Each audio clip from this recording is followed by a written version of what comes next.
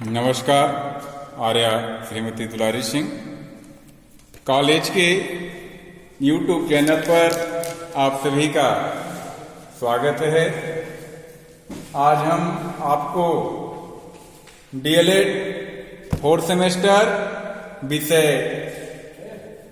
शांति शिक्षा एवं सतत विकास के अंतर्गत चैप्टर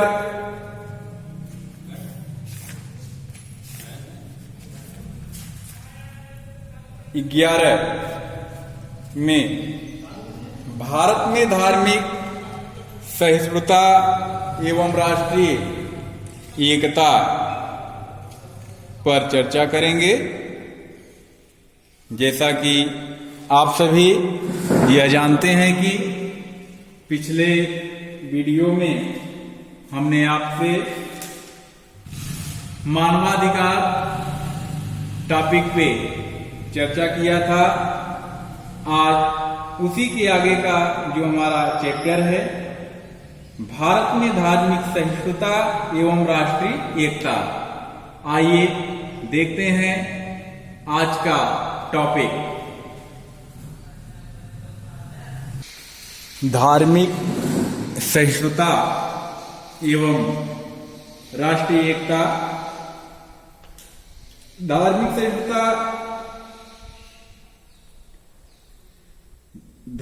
सहिष्णुता टर्म धार्मिक एवं सहिष्णुता, इन दोनों शब्दों को मिलाकर बना है। अतः धार्मिक सहिष्णुता को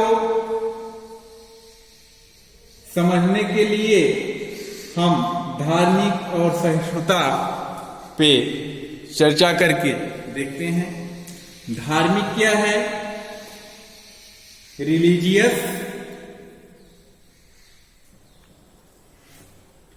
धार्मिक शब्द का अर्थ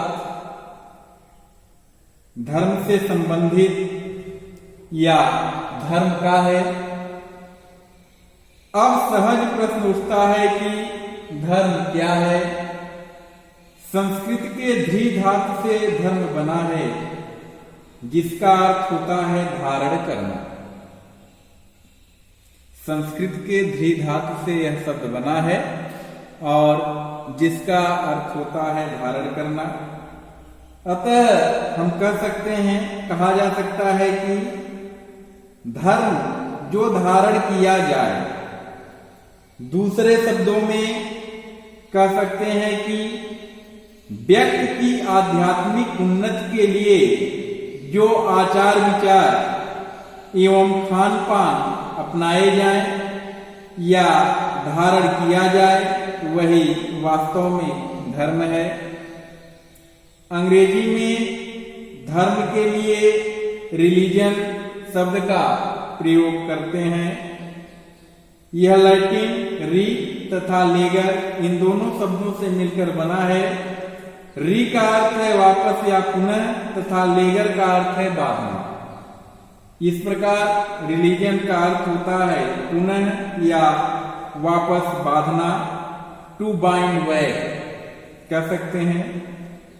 शाब्दिक अर्थ के अनुसार यह विचारणीय है कि धर्म किसको किससे बांधता है या किससे किसका संबंध स्थापित करता है। वास्तव में धर्म मनुष्य का ईश्वर या किसी आध्यात्मिक पारलौकिक सत्ता से संबंध स्थापित करता है। गिसबर्ग महोदय के अनुसार धर्म दोहरा संबंध स्थापित करता है। पहला मनुष्य और ईश्वर के बीच तथा दूसरा ईश्वर की संतान होने के कारण मनुष्य और मनुष्य के बीच। इस प्रकार धर्म एकता एवं सामंजस्य पर बल देता है।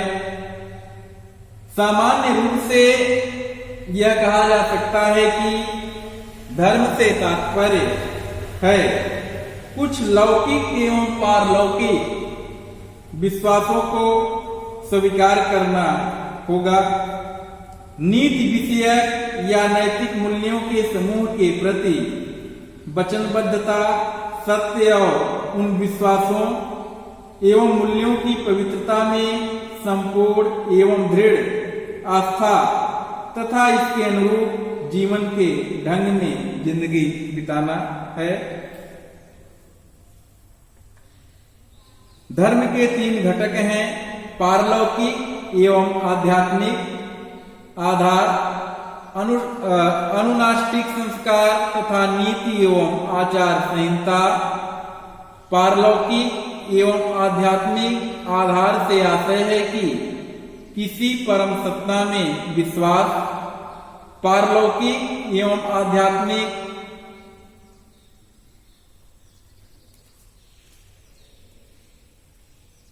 होना जीवन पद्धति से संबंधित है। आता है सहिष्णुता। सहिष्णुता देखते हैं क्या है।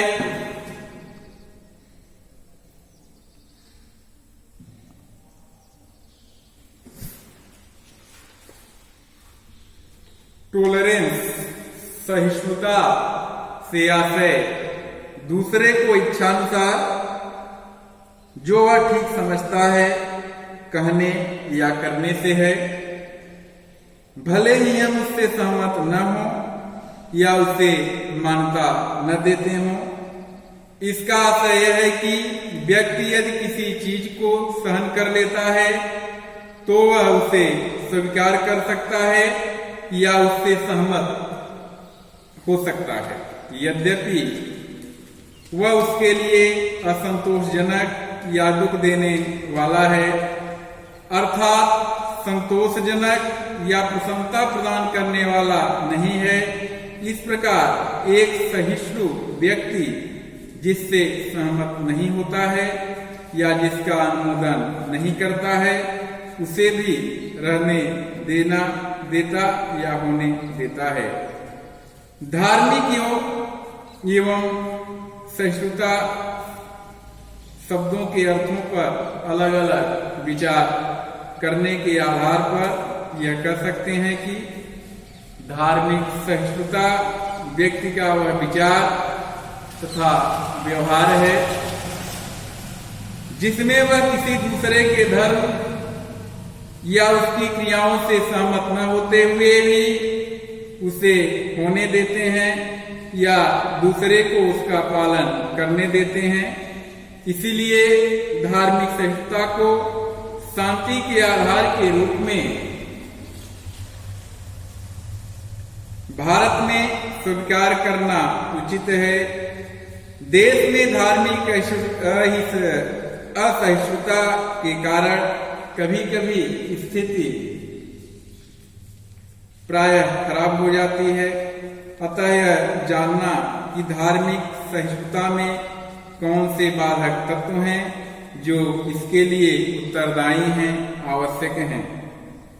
धार्मिक सहिष्णुता में कौन कौन सी बाधाएं हैं देखते हैं।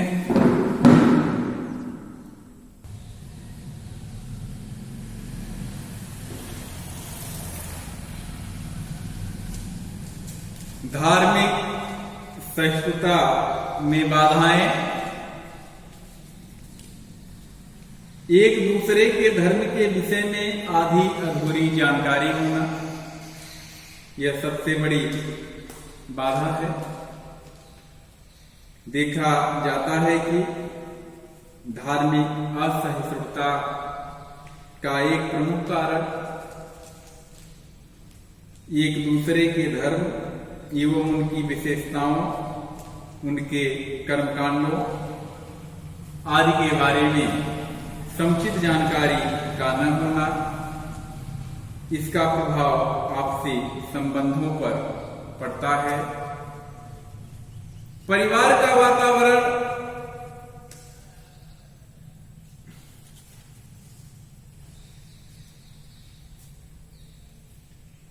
परिवार के धर्म संबंधी मूल्यों, विचारों, मान्यताओं आदि का प्रभाव बच्चे पर सर्वाधिक पड़ता है। यदि परिवार संकीर्ण विचारों वाला है तो बच्चा दूसरे धर्म वालों को अच्छा नहीं समझता। उनके कार्य व्यवहार को तुच्छता की नजरों से देखता है। यही भाव अवसर विशेष पर उग्र रूप धारण कर लेता है। इसका परिणाम अच्छा नहीं होता। व्यक्तिगत स्वार्थ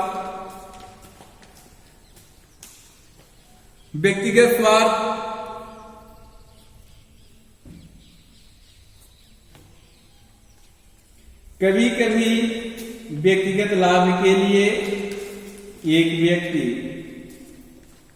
धर्म के आधार पर लोगों को बहकाता है। वह कहता है कि दूसरे धर्म वाले हमारे धर्म के मानने वालों, उनके पूजा स्थलों आदि को नुकसान पहुंचा रहे हैं या पहुंचाना चाहते हैं। इस आधार पर वह लोगों की भावनाओं को भारते हुए अपने व्यक्तिगत स्वार्थ की पूर्ति करना चाहता है। इस प्रकार वह अपना महत्व सिद्ध करने या नेतागिरी चमकाने का प्रयास करता है। राजनैतिक हस्तक्षेप का होना कई बार यह देखने में आता है कि एक सामान्य घटना या दुर्घटना जो किसी विशेष धर्म को मानने वाले व्यक्ति या उसके परिवार के साथ घटित हुई है, उसे लेकर राजनीतिक व्यक्ति अनावश्यक राजनीति करने लगते हैं।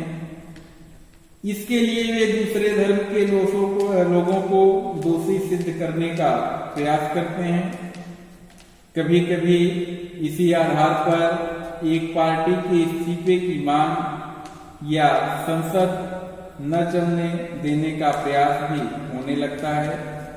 इससे पीड़ित पक्ष का तो भला नहीं होता, पर उनके राजनीतिक दल को होता है। संचार माध्यमों की भूमिका। वैज्ञानिक एवं तकनीकी विकास के फलस्वरूप आज संचार माध्यमों ने बहुत उन्नति कर ली है। एक स्थान के समाचार फोटो सहित शीघ्रता पूर्वक दूसरे दूर दराज स्थानों तक पहुंच जाते हैं। व्यक्तिगत लाभ की दृष्टि से कई बार ऐसी घटनाओं से संबंधित समाचारों को बार बार प्रमुखता से दिखाया जाता है। लोगों की उस पर प्रतिक्रियाएं आज दूसरों तक बहुत जल्दी पहुंच जाती हैं। यह अपनी वैमनस्य सहनशीलता को प्रभावित करता है। इससे धार्मिक सहिष्णुता पर प्रतिकूल प्रभाव पड़ता है।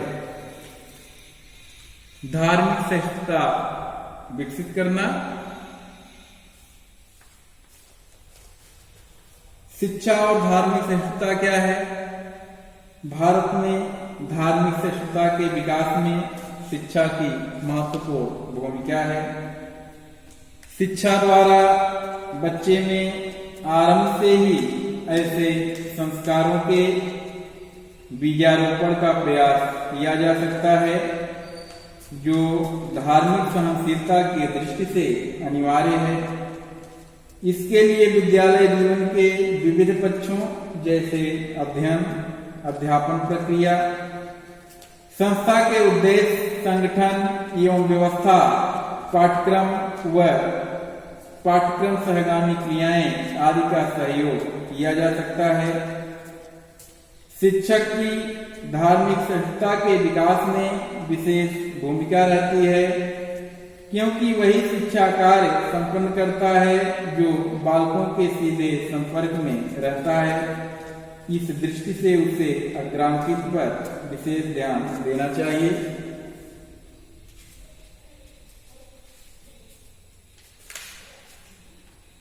शिक्षक को स्वयं धार्मिक सहिष्णुता में विश्वास करना चाहिए।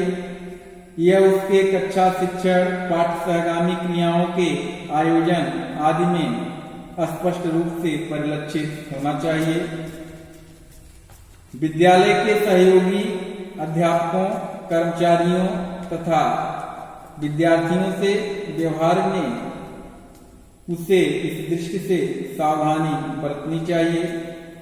शिक्षक की कथनी और करनी में अंतर नहीं होना चाहिए। राष्ट्रीय एकता। राष्ट्रीय एकता या एकीकरण से आशय किसी राष्ट्र के लोगों की एकता से है। यह एकता का एहसास राष्ट्र के लोगों को एक सूत्र में बांधे रहता है, या दूसरे शब्दों में कहें उनमें एकता रखता है। उनमें मैं की भावना के स्थान पर हम की भावना का विकास करता है। इससे देश के लोग अपने देश को जानने के साथ साथ आपस में भाईचारा रखते हैं।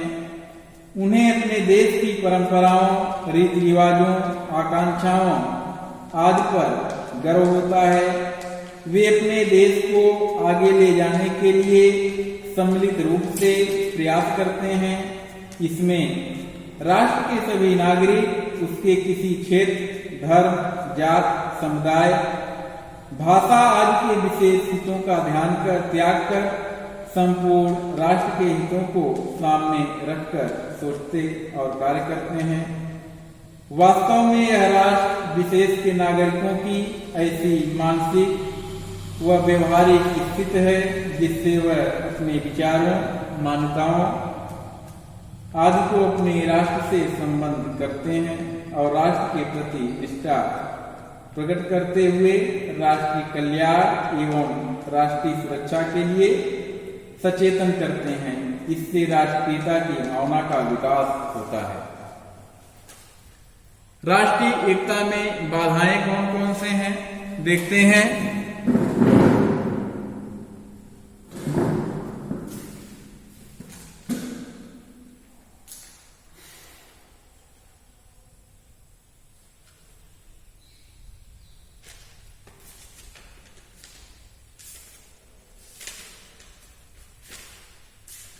राष्ट्रीय एकता में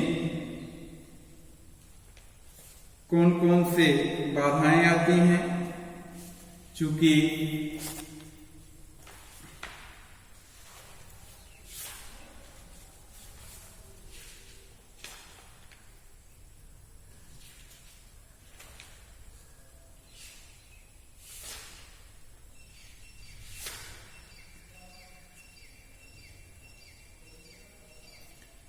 राष्ट्रीय एकता देश में जातिवाद, संप्रदायवाद, क्षेत्रवाद, भाषावाद दिखाई पड़ती है, जो कि सबसे बड़ी बाधा उत्पन्न करती है। देश की भौगोलिक विविधता और असमानता सामाजिक एवं आर्थिक विकास बाधा उत्पन्न करती है।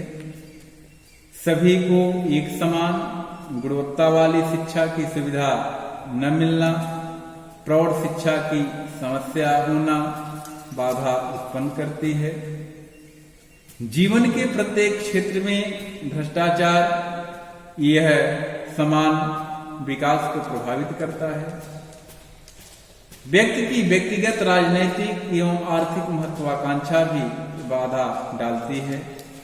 कतिपय विशिष्ट समूहों जैसे नक्सलवाद एवं आतंकवादी जो गतिविधियां हैं, यह राष्ट्रीय एकता में बाधा उत्पन्न करती हैं। तो इस प्रकार से आपने आज के टॉपिक में पढ़ा, भारत में राष्ट्रीय सहिष्णुता एवं राष्ट्रीय एकता क्या है, धार्मिक सहिष्णुता में कौन कौन सी बाधाएं उत्पन्न होती हैं और राष्ट्रीय एकता क्या है, राष्ट्रीय एकता में कौन कौन सी बाधाएं हैं। इस प्रकार से आज का टॉपिक अब यहीं पे समाप्त होता है। अब हम आपसे अगले वीडियो में नए टॉपिक के साथ आपके पास फिर उपस्थित होंगे। आप सभी लोग इस वीडियो के माध्यम से पढ़ाए गए लेक्चर का नोट्स तैयार करें, क्योंकि आने वाले परीक्षाओं में इससे संबंधित राष्ट्रीय एकता से बहुत सारे प्रश्न पूछे जाते हैं, बनते हैं। आप सभी लोग इसका नोट्स तैयार करें। मिलते हैं नेक्स्ट वीडियो में नेक्स्ट टॉपिक के साथ। तब तक के लिए नमस्कार, धन्यवाद।